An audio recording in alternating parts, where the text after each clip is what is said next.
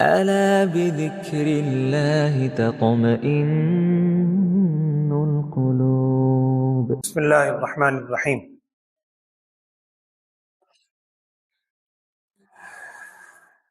قرآن پاک کی آج کی جو منزل اللہ نے پڑھنے اور سننے کی توفیق دی،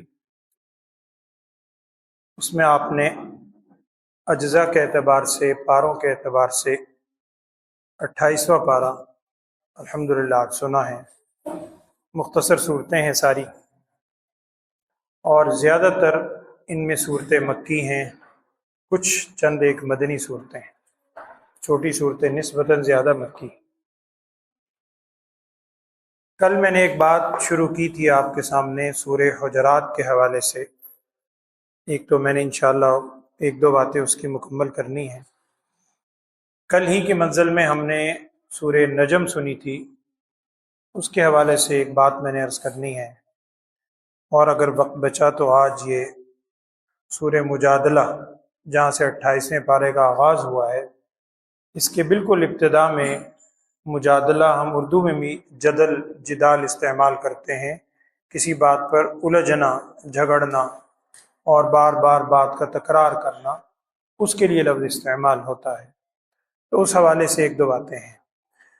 کل ہم بات چل رہی تھی ہماری کہ معاشرتی مسائل سورہ حجرات میں اللہ جل شانہ نے یکساں بیان کیے، جو قرآن پاک میں اس کے علاوہ اکٹھے اتنے سارے مسائل کہیں نہیں۔ ان میں دو باتیں ہمارے سامنے آئی تھیں، ایک تو اللہ تعالیٰ کی طرف سے کہا گیا تھا اے ایمان والو ان جاءکم فاسق بنبأ فتبینوا، اگر کوئی خبر تمہارے سامنے آئے تو اس کی تحقیق کر لیا کرو۔ اللہ ہمیں اس پہ عمل کی بھی توفیق دے، آمین۔ بہت سارے جھگڑے تو یہیں ختم ہو جاتے ہیں، اور اگر پھر بھی جھگڑے کی نوبت آ جائے تو کرنا کیا ہے؟ تمہارا کام یہ ہے ایمان والو کہ تم نے اس کے ساتھ دینا ہے کہ جو مظلوم ہے، جو زیادتی کر رہا ہے، صلح کی کوشش کرتے رہو۔ صلح کی کوشش برابر نہیں ہو رہی، اب تم نے ساتھ کھڑے ہونا ہے مظلوم کے۔ اب تمہارے کھڑے ہونے سے اب اگر وہ صلح پہ آمادہ ہے تو اب تم نے پیچھے نہیں ہٹنا، تم نے پھر دوبارہ سے صلح کروا دو۔ اللہ تعالیٰ اس صلح کو بہت پسند فرماتا ہے۔ یہ دوسرا حکم تھا۔ آج جو 3-4 الفاظ میں آپ سے عرض کر رہا ہوں سورہ حجرات میں اس سے آگے، وہاں یہ چیز بتلائی جا رہی ہے کہ جھگڑے کی نوبت کیوں آتی ہے، جھگڑا ہوتا ہی کیوں ہے۔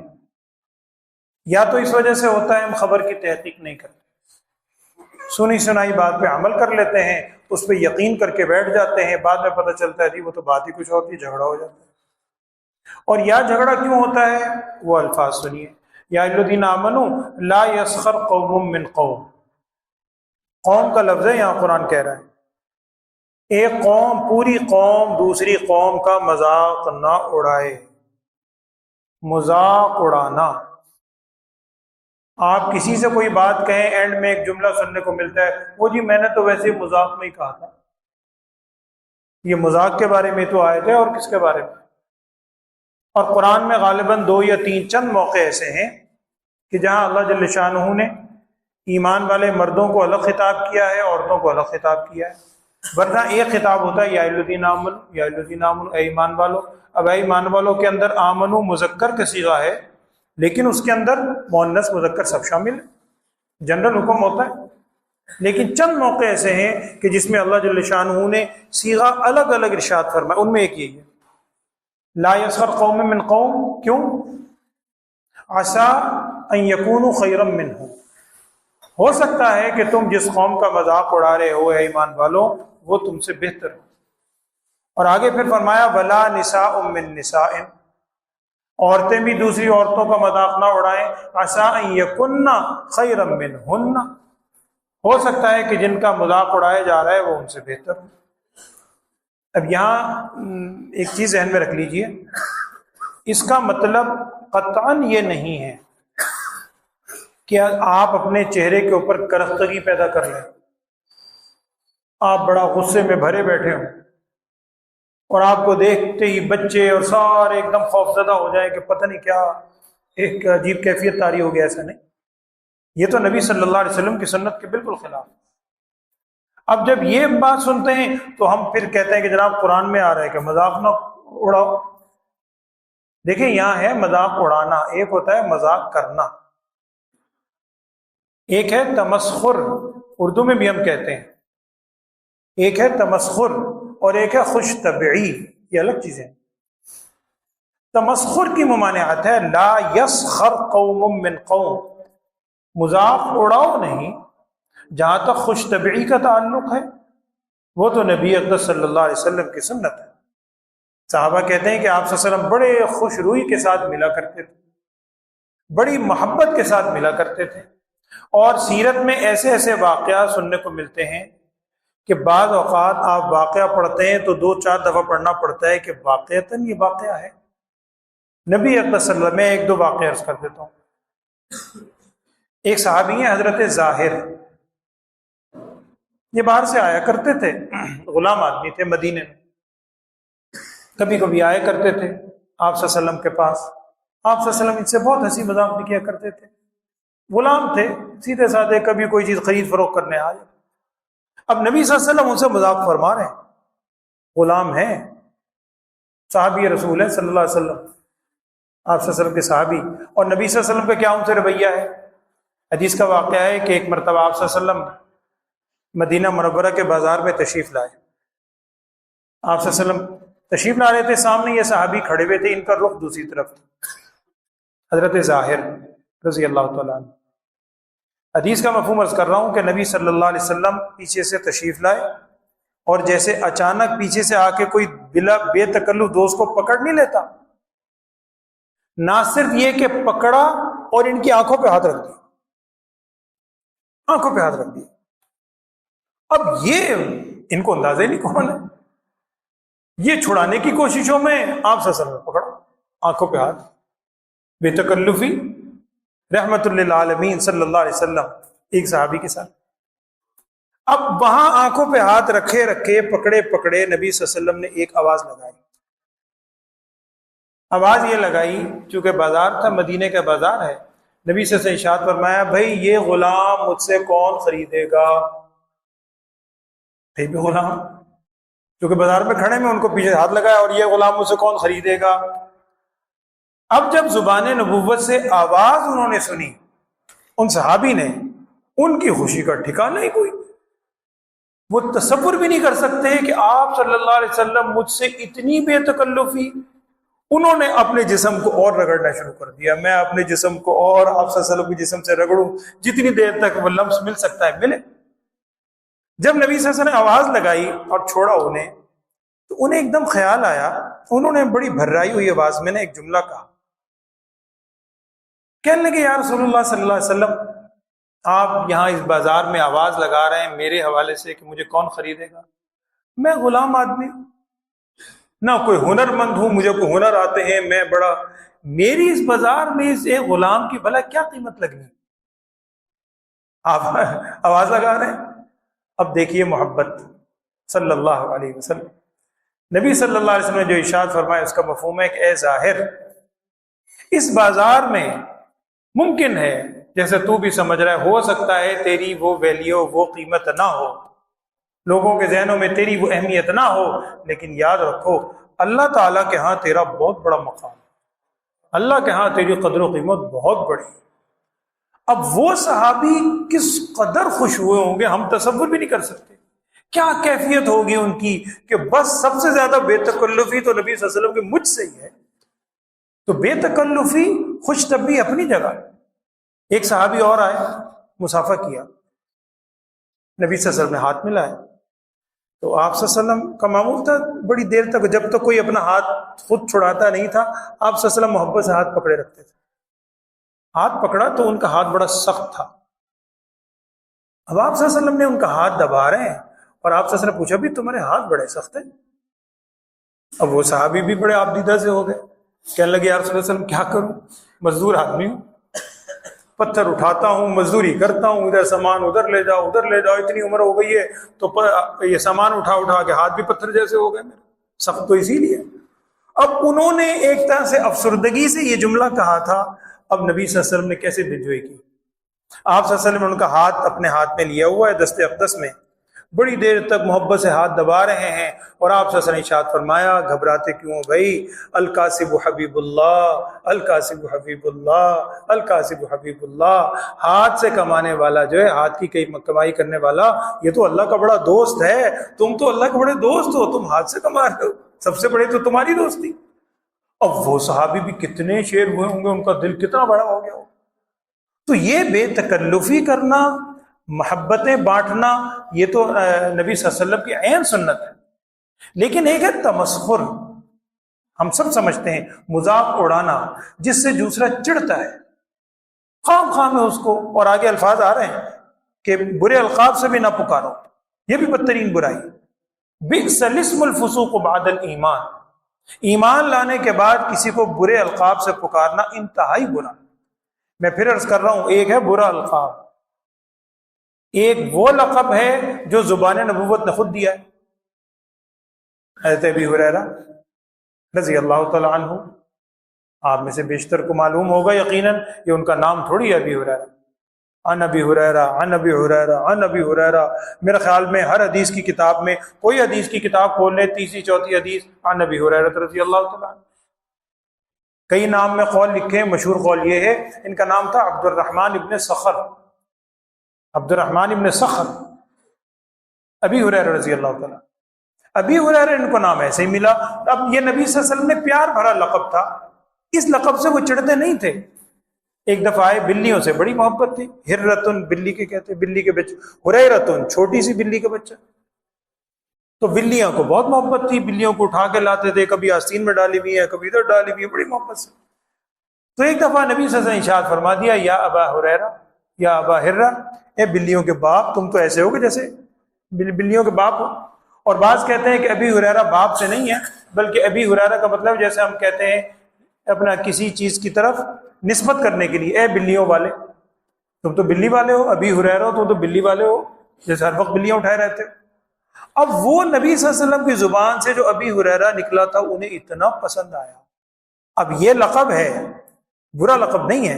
اور بعد میں ہے کہ جب کوئی انہیں پکارتا تھا نا، تو کہتے تھے میں توجہ نہیں دوں گا، اس لفظ سے پکارو جو نبی صلی اللہ علیہ وسلم نے فرمایا تھا، ابی ہریرہ، پھر تمہاری بات سنوں۔ تو یہ ابی ہریرہ رضی اللہ تعالیٰ عنہ، یہ لقب برا نہیں ہے، یہ لقب تو پسندیدہ ہے، زبان نبوت سے ملا ہوا۔ تو میں عرض کر رہا ہوں کہ تمسخر اور چیز ہے، تمسخر کی ممانعت ہے۔ آپ دیکھ لیں معاشرے میں آپس میں جو اختلاف پیدا ہوتے ہیں، اس کی ایک بنیادی وجہ یہ بھی ہے کہ مذاق اڑا رہا ہے۔ ایک بندہ چڑھ رہا ہے، گھر میں بھی ہے، دوستوں میں بھی ہو سکتا ہے، میاں بیوی میں بھی ہو سکتا ہے، مختلف چیزوں میں ہم اس کو تنگ کیے جا رہے ہیں، اس کی ممانعت ہے۔ عورتوں کو الگ خطاب کیا، مردوں کو الگ خطاب کیا، اور اس کے آگے وہی ہے کہ تم ایک دوسرے کا تمسخر نہ اڑاؤ اور برے القاب سے نہ پکارو۔ آگے کیا فرمایا؟ آخری بس دو چیزیں دیکھو، لا یغتب بعضکم بعض، اللہ معاف فرمائے، یہ بھی معاشرے میں ہمارے بہت زیادہ بدترین چیز، لا یغتب بعضکم بعض۔ دیکھو تم میں سے بعض کی غیبت نہ کرے۔ اور آگے قرآن کے الفاظ ہیں، میرے خیال میں قرآن میں خاص طور پر جو معاشرتی برائیاں ہیں، ان میں سے کسی برائی کی اتنی شدید الفاظ سے مذمت نہیں آئی جتنی غیبت کے بارے میں۔ قرآن کہہ رہا ہے اَيُحِبُّ أَحَدُكُمْ أَن يَأْكُلَ لَحْمَ أَخِيهِ مَيْتًا، کیا تم میں سے کوئی یہ بات پسند کرتا ہے کہ اپنے مردار بھائی کا گوشت کھائے؟ قرآن خود کہہ رہا ہے فَكَرِهْتُمُوهُ، تم اس کو ناپسند کرتے ہو۔ تو غیبت کرنا بالکل ایسے ہی ہے جیسے مردار بھائی کا گوشت کھانا۔ ایک دوسرے کی غیبت نہ کرو۔ اور غیبت کے بارے میں بھی جب ہم یہ لفظ سنتے ہیں تو ایک جملہ عموماً ہم دوستوں میں اکثر ذہنوں میں شیطانی وسوسہ ڈالتا ہے، وہ کہتا ہے جی غیبت آپ کہتے ہیں کہ کسی کی پیٹھ پیچھے اس کی برائی کرنا۔ وہ کہتا ہے پیٹھ پیچھے تھوڑی، میں اس کے سامنے بھی کر سکتا ہوں، میں کو ڈرتا ہوں، اس کو لے آؤ میرے سامنے، وہ ہے ہی برا، میں اس کے سامنے بھی برائی کر سکتا ہوں۔ یعنی ایک طرح سے وہ جسٹیفیکیشن پیش کر رہا ہے کہ جی غیبت کرنا میں پیٹھ پیچھے نہیں، میں تو سامنے بھی کرتا ہوں، یہ غیبت کہاں سے ہوئی؟ حالانکہ یاد رکھیں سامنے کرنا یہ اس سے بدترین برائی ہے۔ قرآن میں دونوں کے لیے ویل ہے، ویل لکل ہمزہ اور لمزہ، ہمزہ لمزہ، منہ پر تانا دینا اور پیٹھ پیچھے برائی کرنا ان دونوں کے لیے ہلاکت ہے۔ تو منہ پر تانا دینا یہ تو اور بدترین چیز ہے۔ تو غیبت کا مطلب یہ ہے کہ کسی کے اندر کوئی برائی ہے، آپ سمجھتے ہیں کہ اگر اس کے سامنے ذکر کیا جائے یا اس کو معلوم ہو تو اسے برا لگے گا، اس موقع پر یعنی اس چیز کا دوسرے سے ذکر کرنے کی ممانعت ہے۔ اب ذرا آپ اپنے معاشرے کو دیکھیں، کسی کو میں نہیں کہہ رہا، الا ماشاء اللہ تقریباً ہمارا پورا معاشرہ اس میں لگا ہوا ہے۔ فلاں ادھر ادھر، نہ ہماری دسترس، نہ ہم نے اس ہستی کو شاید کبھی دیکھا، نہ کبھی ہماری اس سے ملاقات کا یعنی امکان ہے، لیکن فلاں کے بارے میں فلاں ایسا اس نے یوں کیا، اس نے یوں کیا، اس نے یوں کر دیا۔ بھائی حاصل کیا ہے اس کی برائی بیان کرنے کا؟ کوئی حاصل بھی نہیں۔ قرآن کہہ رہا ہے لا یغتب بعضکم بعضا، یہی جب چیزیں اپنے ملنے والوں میں شروع ہوتی ہیں اس سے پھر جھگڑے پیدا ہوتے ہیں۔ ایحب احدکم، اور یہ کوئی مردار بھائی کا گوشت کھانا ایسے ہی نعوذ باللہ ہوائی بات نہ سمجھیں۔ ایک تو قرآن کے الفاظ ہیں، اور دوسرا نبی صلی اللہ علیہ وسلم نے ایک موقع پر معجزاتی طور پر دکھلایا۔ دو خواتین لائی گئی نبی صلی اللہ علیہ وسلم کے سامنے، روزہ تھا، روزے کی حالت میں تھی اور ان کو روزہ بہت لگ رہا تھا۔ فطری بات ہے، بھوک پیاس لگتی ہے، لیکن انہیں کوئی بہت ہی زیادہ غیر معمولی طور پر روزہ لگ رہا تھا۔ نبی صلی اللہ علیہ وسلم خدمت میں لایا گیا کہ جی ان کو روزہ کھلوا دیں یا کیا کریں، کیا صورت ہے۔ آپ صلی اللہ علیہ وسلم کو کچھ اندازہ ہو گیا ان خواتین کو دیکھ کر، آپ صلی اللہ علیہ وسلم نے ایک پیالہ منگوایا، کہنے لگے پیالہ منگوایا، پیالہ منگوایا گیا، اور ان عورتوں سے کہا دونوں سے کہ ذرا اس میں وامٹ طے کرنے کی کوشش کرو، الٹی جیسے انگلی ڈال کے بعض اوقات بندہ کوشش کرتا ہے۔ انہوں نے آپ صلی اللہ علیہ وسلم کو حکم، تو انہوں نے تھوڑا انگلی ڈال کے کوشش کی تو فوراً دونوں کی قے ہوئی اور اس پیالے کے اندر گوشت کے لوتھڑے نکلے، خون، گوشت کے لوتھڑے۔ اب وہ دونوں خواتین حیران کہ ہم نے تو گوشت کھائے مدت ہو گئی، یہ گوشت کے لوتھڑے ہمارے پیٹ میں سے کیسے نکل رہے ہیں؟ نبی صلی اللہ علیہ وسلم نے ارشاد فرمایا تم نے ابھی کسی کی غیبت کی ہو۔ ایحب احدکم ان یاکل لحم اخیہ میتا، گویا اپنے مردار بھائی کا گوشت کھا کر تم لوگ آئی ہو، روزہ بھی اسی لیے لگ رہا ہے، اور آپ صلی اللہ علیہ وسلم نے عملی طور پہ وہ دکھلا بھی دی کہ غیبت کرنا ایسے ہے جیسے مردار بھائی کا گوشت کھانا۔ مجھے ایک واقعہ پہلے بھی شاید میں نے آپ کو سنایا تھا، جب غیبت کا لفظ آئے مجھے واقعہ ضرور یاد آتا ہے۔ ایک بزرگ تھے، فوت ہو گئے، اللہ تعالیٰ ان کے درجات بلند فرمائے۔ یہاں اچھرے کے قریب میں ایک مسجد میں میرے ایک دوست ہیں، ان کے والد صاحب بڑے بزرگ آدمی تھے۔ میں ایک دفعہ کالج جاتے ہوئے ان کے پاس گیا، دوست کے پاس میں نے جانا تھا، پتہ نہیں کتاب لینی تھی کیا، جلدی بھی تھی پہنچنا ہے کالج میں، خیر وہاں رکا، میں نے ان سے کتاب لی، وہ بزرگ آدمی تھے، وہ بھی آ کے بیٹھ گئے، میں نے ان کو بھی سلام دعا کی۔ ان کا اصرار تھا کہ بیٹے چائے پی لو کچھ، میں نے کہا حضرت معذرت کی بڑے محبت سے، میں نے کہا جی میں انشاءاللہ پھر حاضر ہوں گا، ابھی جلدی ہے جانا۔ اچھا اتنے میں انہوں نے اشارے سے اپنے بیٹے کو، وہ میرے دوست کو بھیج دیا۔ اب میں نے کہا چلو وہ اندر چلا گیا، میں اجازت لے لوں گا۔ اب ان بزرگ نے ایک جملہ کہا تو وہ مذاق میں ہی، لیکن وہ ہماری بڑی عکاسی کی، مجھے یاد ہے وہ جملہ بھی، بعض بزرگوں کی باتیں بڑی وہ ہوتی ہیں پتہ کی۔ انہوں نے میں نے کہا بیٹا بات سنو، تم مجلس گرم کر کے جاؤ، اور مجلس گرم ہوتی ہے 2 بجے سے۔ مجلس میں تم بیٹھے ہو، آ کر ایک دو ہم بیٹھ گئے، بات کر رہے ہو، چلو محبت سے میری بات سن رہے ہو، کچھ اپنی سنا رہے ہو، کہنے لگے مجلس 2 بجے سے گرم ہوتی ہے، اب مجلس تو گرم کر کے جاؤ، پتہ ہے تمہیں؟ میں چپ، میں نے کہا نہیں حضرت مجھے تو نہیں پتا مجلس گرم، آپ فرمائے ہیں ذرا مجھے بھی سن دیں۔ کہنے لگے دیکھو بیٹا مجلس گرم ہوتی ہے 2 بجے سے، یا تو مجلس گرم ہوتی ہے چائے پینے سے، اور یا مجلس گرم ہوتی ہے غیبت کرنے سے۔ اب تم بتاؤ کیا کرنا ہے؟ مجلس تو گرم کرنی۔ پھر میں چپ ہو گیا، میں نے کہا حضرت پھر چائے پی لیتے۔ تو پھر انہوں نے سمجھایا، کہنے لگے آج کل ہمارے ہاں کسی مجلس میں کسی سے پوچھو نا، روکو غیبت کر رہے ہو، کہنے لگے جا جی ٹائم پاس کر رہے ہیں، بس مجلس گرم کر رہے ہیں، یہ ہے بس مجلس سے ہلا گلا کر رہے ہیں۔ اس پر حضرت نے پھر مجھے بہت باتیں اور بھی سنائی کہ اس کے لیے صرف غیبت ہی رہ گئی، نعوذ باللہ۔ تو قرآن کے اندر یہ سخت الفاظ ہیں کہ کیا تم میں سے کوئی یہ پسند کرتا ہے کہ اپنے بھائی کا مردار ہو؟ یہ اس کے بعد آخری بس آیت سورہ حجرات کی، ابھی تک خطاب تھا یا الذین آمنو، یا الذین آمنو، اے ایمان والو، اے ایمان والو، اے ایمان والو، آخر میں خطاب ہے یا ایھا الناس۔ یہ بھی ذرا قابل توجہ، ہر آیت قابل توجہ۔ اس پہ اللہ تعالیٰ نے کیا فرمایا؟ اے لوگو، ساری انسانیت، انا خلقناکم من ذکر و انثی وجعلناکم شعوبا وقبائل۔ اللہ تعالیٰ فرما رہے ہیں کہ میں نے تمہیں پیدا کیا ایک مرد و عورت سے، آدم و حوا سے، اور وجعلناکم شعوبا وقبائل، یہ تمہاری قبیلے، خاندان، برادریاں اللہ تعالیٰ فرما رہے ہیں ہم نے ہی بنائی ہیں۔ یہاں بھی غلط فہمی ہے۔ جب ہم برادریوں کی بات کرتے ہیں، خاندانوں کی بات کرتے ہیں، تو بعض اوقات ہم کہتے ہیں نہ نہ نہ یہ بالکل غلط بات، یہ تو غیر شرعی بات کر رہے ہیں، یہ کیا اسلام اس کے خلاف۔ قرآن کہہ رہا ہے، اللہ تعالیٰ فرما رہے ہیں، آپ خود پڑھیے، انا خلقناکم من ذکر و انثی وجعلناکم شعوبا وقبائل، لیکن آگے بھی پڑھیں، اللہ تعالیٰ فرما رہے ہیں یہ قبیلے، برادریاں، خاندان ہم نے بنائے ہیں۔ ہمارا مسئلہ یہ ہے کہ ہم نے اس خاندان کو، برادری کو ہم نے ایک فضیلت کا معیار بنا لیا کہ میرا فلاں خاندان سے تعلق ہے، فلاں برادری سے، فلاں صاحب سے، فلاں بزرگ سے، بس جی میں تو پتہ نہیں کہاں پہنچ گیا۔ یہ غلط ہے۔ اللہ تعالیٰ فرما رہے ہیں خاندان، برادری ہم نے کیوں بنائی ہیں؟ اب اگلا لفظ پڑھیں، انا جعلناکم وجعلناکم شعوبا وقبائل لتعارفوا، یہ برادریاں اور قبیلے اس لیے بنائے ہیں تاکہ آپس میں تعارف ہو سکے، شناخت ہو سکے، یہ عربی ہے، یہ عجمی ہے، یہ فلاں علاقے کا ہے، یہ کالا ہے، یہ گورا ہے، یہ فلاں ہے۔ اللہ تعالیٰ نے بنائی سارے نظام۔ پھر آگے وہ الفاظ ہیں جو ہم بچپن سے بچوں کو یاد کراتے ہیں، ان اکرمکم عند اللہ اتقاکم۔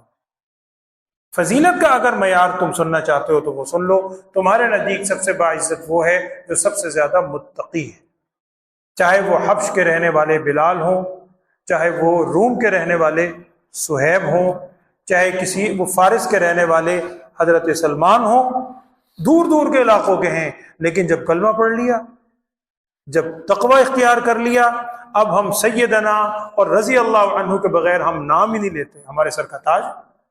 اور اگر خاص خاندان کا آدمی ہے، ابو لہب ہے، ابو جہل ہیں، بڑے قریبی لوگ ہیں برادری و خاندان کے، لیکن اگر ایمان نہیں لائے تو کوئی حیثیت نہیں۔ ان اکرمکم عند اللہ اتقاکم، یہ بھی اسی میں بیان ہوا۔ تو سورہ حجرات 26واں پارہ، آپ اس کو خود پڑھیے گا۔ اس کی آخری بات اسی صورت کی اور ہے، وہ بھی میں عرض کر دیتا ہوں۔ ہم ایک لفظ بولتے ہیں ایمان، ایک لفظ بولتے ہیں اسلام۔ ایمان، اسلام عام طور پر ایک ہی معنی میں استعمال ہوتا ہے، ایمان اسلام، ایمان اسلام، لیکن چونکہ قرآن کی یہ آیت بتا رہی ہے کہ ایمان اور چیز ہے، اسلام اور چیز ہے، اس لیے میں عرض کر دیتا ہوں، قرآن ہے، آپ پڑھیں اس کو۔